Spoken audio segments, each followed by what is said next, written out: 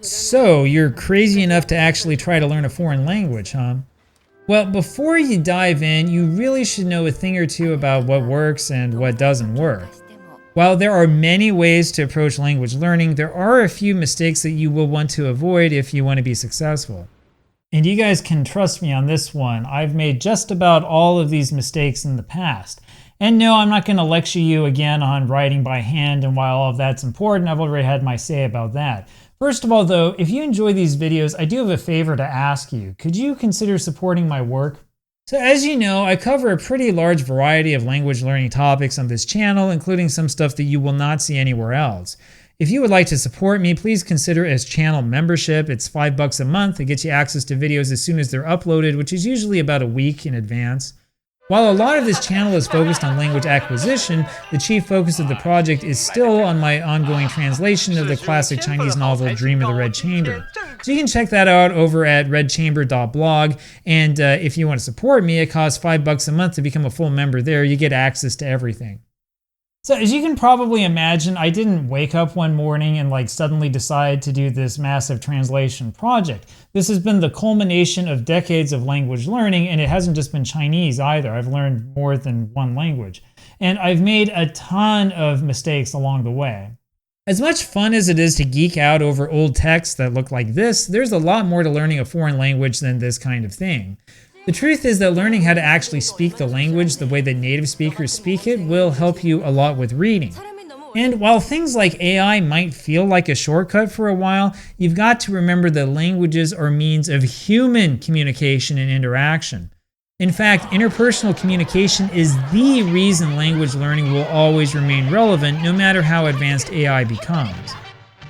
Anyway, these are the top 10 language learning mistakes that I've come across, most of which are mistakes that I've made. And so don't feel bad or guilty if something sounds really familiar to you.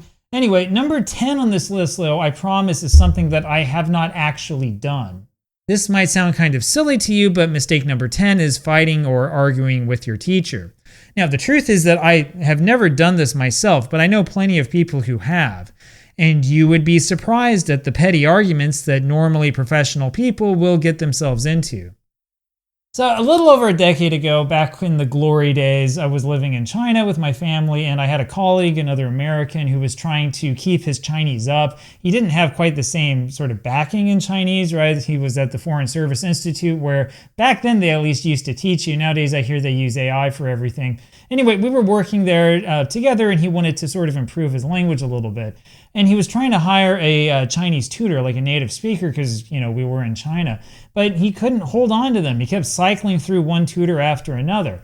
And the thing is, I hate to say this, but if every single teacher out there is not good enough for you, the problem might not be the tutors. The problem might be you. The thing is that tutors and even professional teachers are not magicians. They're not going to magically know what kind of textbook works perfectly for you or what kind of topics you're going to be most interested in. Now, I firmly believe that you should follow some sort of established curriculum, especially when you're at the beginning level of a language. But once you've gone through all the levels of Genki or whatever, you probably want to branch off into things that are, a little bit more interesting. And this is where you can use your discretion to get into whatever it is you're really interested in. Maybe like news articles, maybe it's literature, maybe just chatting. So you see, I figured this out after talking with him for a while. The problem that my colleague had is that his tutors didn't really know what kind of lessons to prepare for him.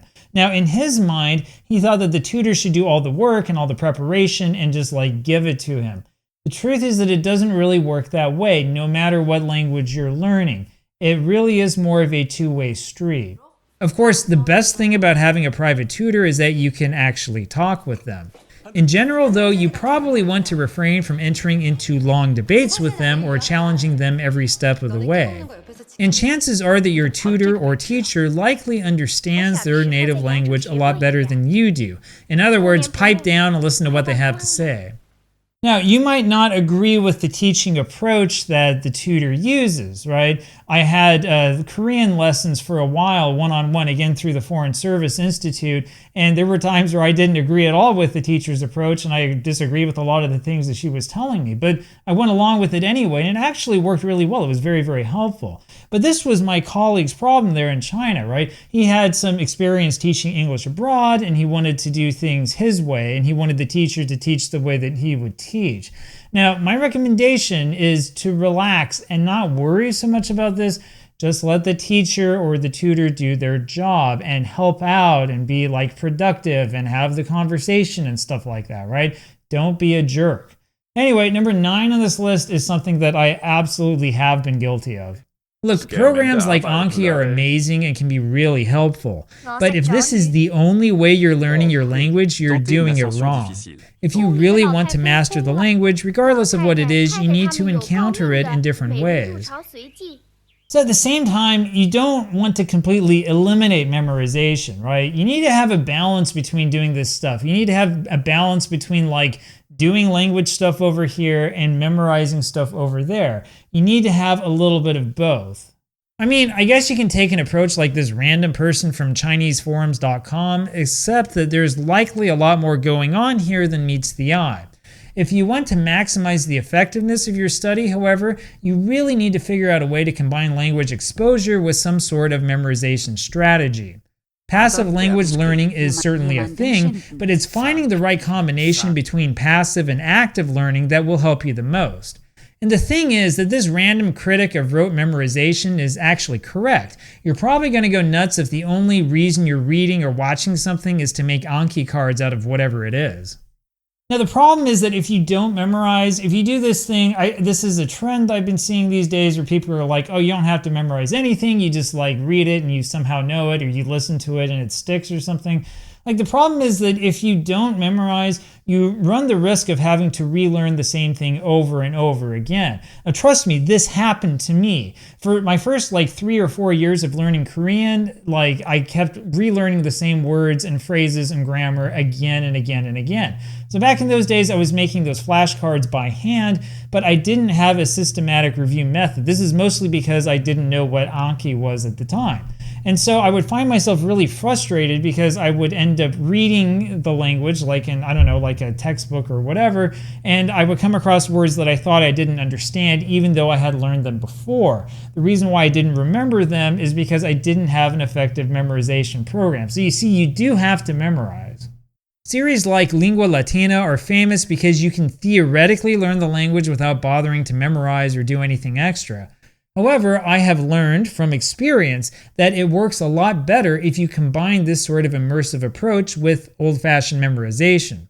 The key is figuring out the right balance between immersion and actually memorizing stuff.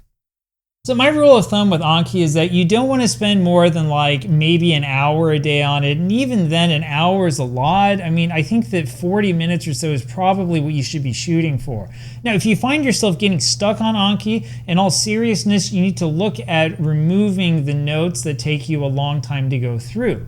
You always want to stick with bite-sized stuff in Anki, even though it might be tempting to look at like, you know, putting like, I don't know, like poems and stuff in there. And I've done this before, right?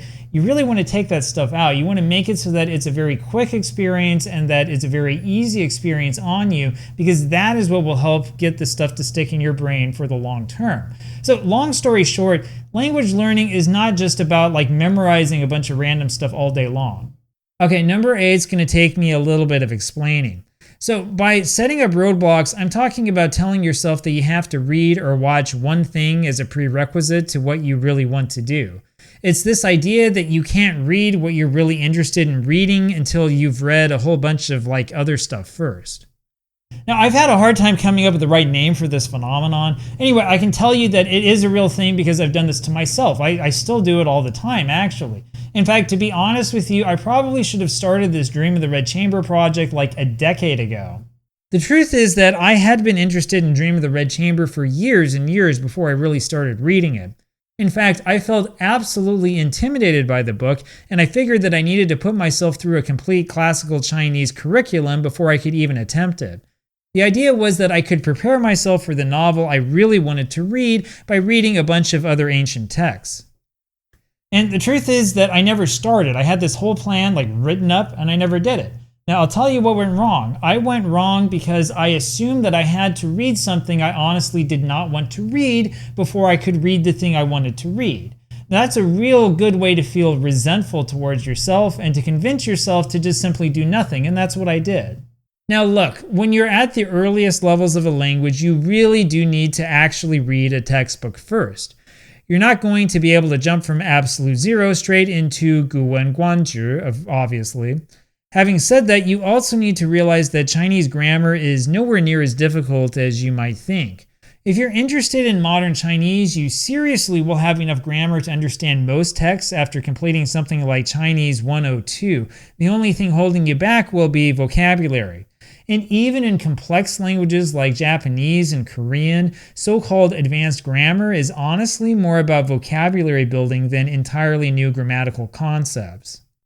So in other words, if you're at, the intermediate level or whatever, just go for it. Don't convince yourself that you gotta read this over here, you gotta understand that over there. And I don't even care what language it is, right? At some point in time and at some level, you've got two things that are preventing you from understanding it, right? One of them is the grammar. Well, you can always go learn the grammar. You got the basics of, Vietnamese down, and there's some more advanced grammatical concepts you don't have.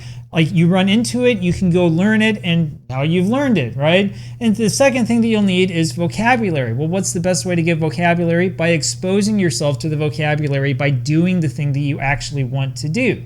Now, if you've got the basics of the language down, you will be much happier reading or watching or whatever, consuming the content you actually want to consume, rather than consuming something you don't care about first. And so if you're worried about something like the extensive poetry in Dream of the Red Chamber, you are actually better off focusing on the novel first. As time goes on and as you dig into the poetry, you will gradually develop a knack for how the poetry works and what it really means. And then once you've started to get into poetry through the novel that you really wanted to read, then is the right time to go check out the 300 Tong poems or whatever. So once again, you got to focus on what you want to do and go do that. If you discover that you're also interested in something else along the way, take advantage of that discovery and that interest and go do that. But don't feel that you absolutely have to do these 5 steps first before you can do what you really want to do. If you treat yourself like that, you're always going to feel resentment against yourself. Just don't do it. Okay, I think just about everybody is guilty of number 7, focusing on the numbers at some point in time. We always seem to want some sort of estimate of just how good we are at the language and just how much stuff we know. And the internet is littered with dozens upon dozens of these tests. And they are all worthless. I'm not exaggerating. These tests are going to get you to focus on the wrong thing. You see, you don't know a language because you know a magical number of words, or in Japanese or Chinese, a certain number of characters or something like that. You don't know a language because you've memorized a whole bunch of grammatical patterns. It doesn't work that way. Trust me, I've done it. This is a pattern, right? I read through every single volume of that Dictionary of Japanese Grammar series. It did not magically teach me the language. Instead, it kind of confused me, right? You can't just focus on arbitrary metrics and on certain numbers or whatever. It doesn't work that way. The thing is that most of us want to learn a language as if it were a video game. We want to think about passing one level after another. Unfortunately, learning a language is nothing like playing Super Mario Brothers. So like this random graphic I found on some Facebook page says, language learning is not linear and you really should not think of it that way. And for crying out loud, stop asking me and other Chinese learners how many Chinese characters we know. We don't know. I don't know how many I know. I don't care how many I know. I'm trying to learn the language. I'm not trying to impress you. I'm not trying to set a world record or something like that. And you should be focusing on learning the language too. The thing is that native speakers of any language don't ask themselves periodically how many words they know or how many words they can read. Instead, they use the language as a tool to interact with other people and with the world around them. I mean, I guess it might give you some confidence to realize that you know, 1,000 characters or 2,000 or whatever. But again, in the end, this is just totally meaningless. You got to ask yourself what you can actually do using the language, not whether you've met like some arbitrary standard or whether you've made it so that some academic jerk, like thinks that you're at level 2 instead of level 1 or something like that. Focus on learning the language, not on hitting these random milestones. Now, I guarantee you that all of us have been guilty of number 6 from time to time, which is studying simply to pass the test. Oh, and look at this graphic. It's problems numbers 7 and 6 combined into one, featuring both arbitrary word counts and arbitrary testing levels. Now look, it's not that a test like the Hanyu Shuiping Kaoshi is bad or poisonous or anything like that. And honestly, measurements like the ILR actually do mean something and can really help you out in your career depending on what your job is. Now the problem here is that you're only going to study for the test if the test is your main focus. You can pass the test. There is no test in this world that you cannot pass if you focus on it, right? But what you'll eventually realize is that the test itself has nothing to do with your ability in the language. Now, I'll be honest, I do like reading articles from these test preparation books from time to time, and it's not a total waste of time. But the language is really about a lot more than just this. Make sure that you spend some of your reading time reading something you actually want to read in the language instead of sticking only to test preparation books. Now, the deep secret here is that you'll do better on these tests if you focus on learning the language instead of just cramming for the test. So I can remember 20 years ago spending hours trying to learn what they call Guanyongyu from these Chinese textbooks, right? Guanyongyu it's not really slang, but it's just the way that people actually say things. And sometimes it breaks the rules of grammar, and so it can be confusing if you're a foreigner. So I found this copy of this Guanyongyu book that I had 20 years ago. It was a photocopy, not really all that well done. And I started going through it. I thought, oh, cool stuff. I'll put this in my Anki deck or whatever. And I was surprised at how many things I actually naturally knew, not from studying this book, which I hadn't looked at in who knows how long, but rather just from talking with my wife in Chinese, right? The more exposure I got to how she says things and to sort of like the mindset of people who are native speakers of the language, the easier this stuff is to understand. In other words, you got to put down your test prep book, go watch some TV in the language, and relax. Number 5 is pretty similar to number 6. The truth is that you're going to have to use some sort of textbook somewhere at some point in time. I mean, even the advanced parts of Lingua Latina with the authentic Latin texts are really just textbooks when you get down to it. So the thing is, you're going to wind up using a textbook at some point in time. If you've convinced yourself that you can learn a language without using a textbook, you've really fooled yourself. You're going to need to do this, and it works a lot better if you do it right from the beginning. But there is a life beyond the textbook. And honestly, as soon as you start exposing yourself to stuff that's not in your textbook, you're going to be a lot happier. Now, some textbooks can expose you to things that you might not otherwise know about, such as this Korean literature textbook published for Chinese students of the language.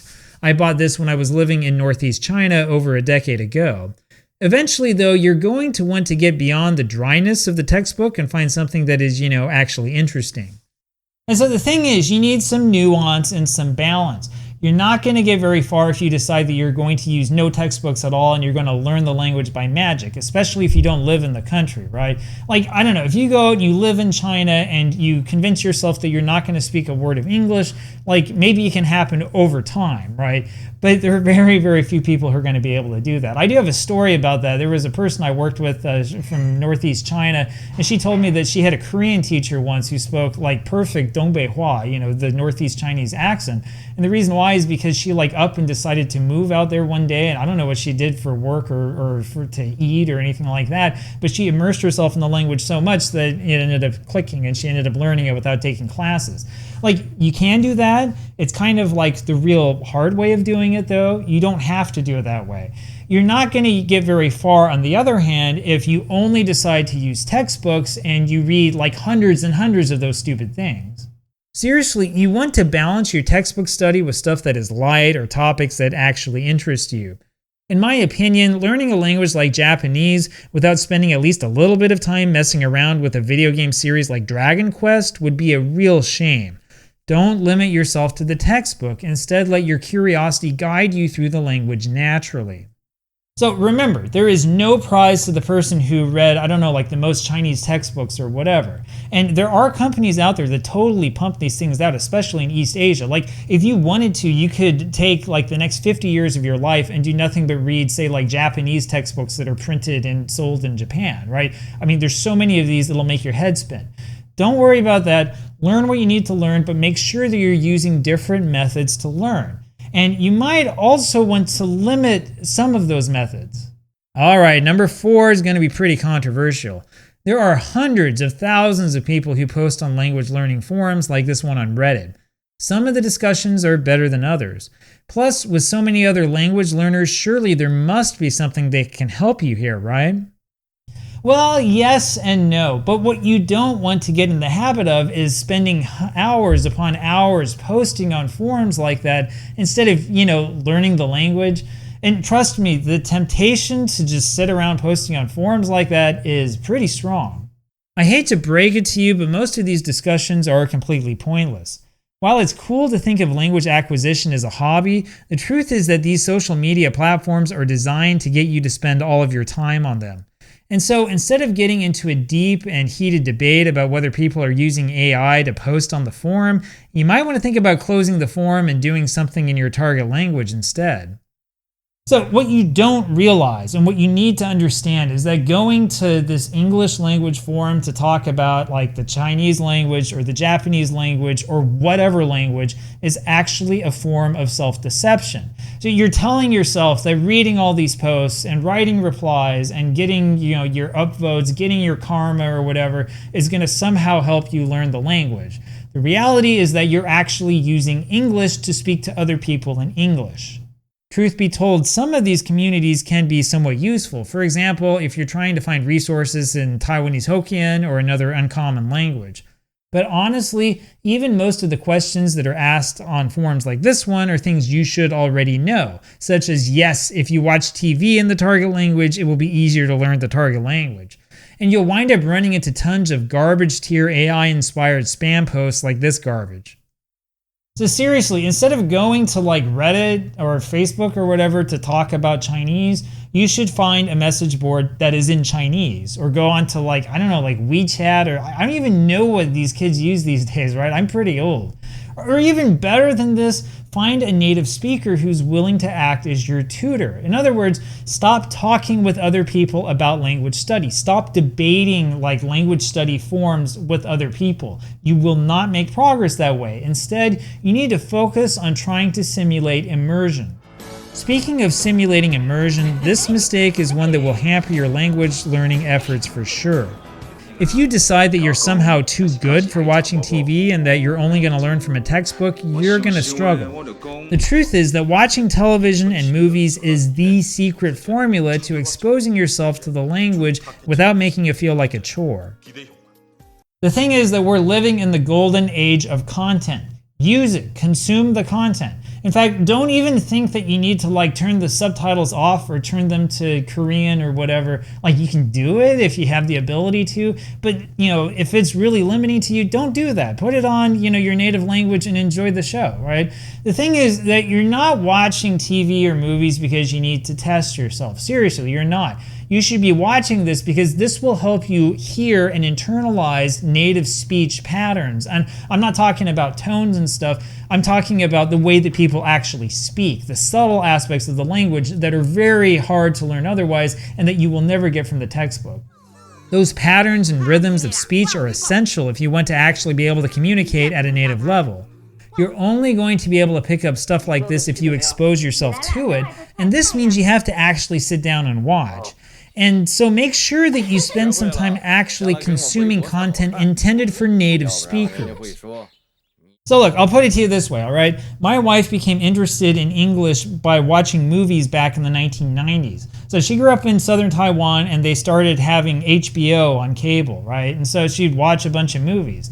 And watching these movies helped her get a feel for authentic American-style English communication, even though they had Chinese subtitles.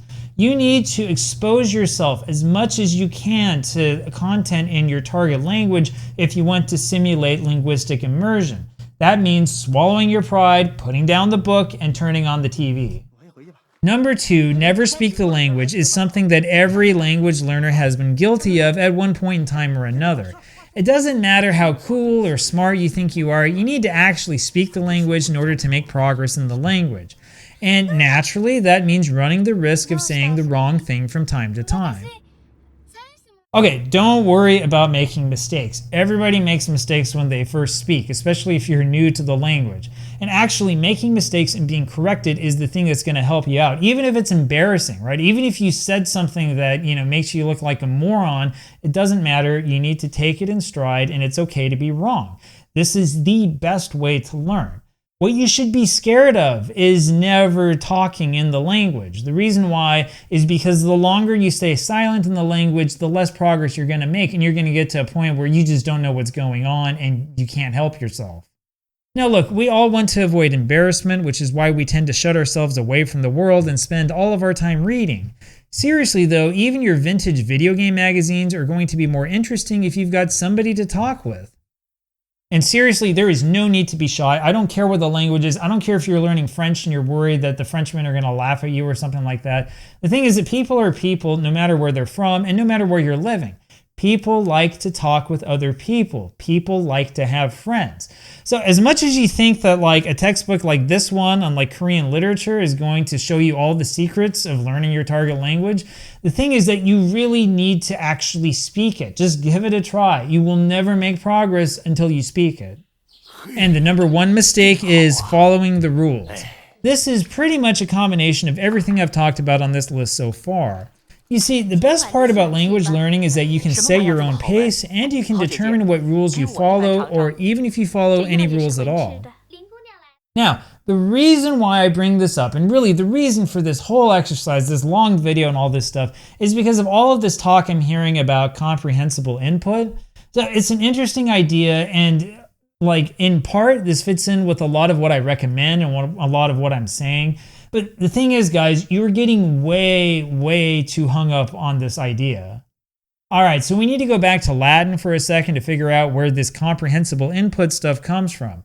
This blog post is kind of recent, but it expresses a sentiment that language autodidacts have had for decades now. This is this idea that language learning is really about meaningful activity in the language. And so when it comes to learning something like Latin, a useful approach would be to actually do things in Latin. Watch a video, read a story, maybe even read a text you don't understand, but then study it until you do. Meanwhile, the things advocated by awful textbooks like Wheelock's Latin are more likely to get you to give up in despair than to actually make progress in the language. Anyway, my understanding at least is that this is the basis of this comprehensible input approach, right? I don't know, maybe I'm missing something, you can tell me in the comments, whatever. My understanding though is that this is supposed to be a way to expose yourself to the language in a way that you can understand, but that also still challenges you so you're still making progress.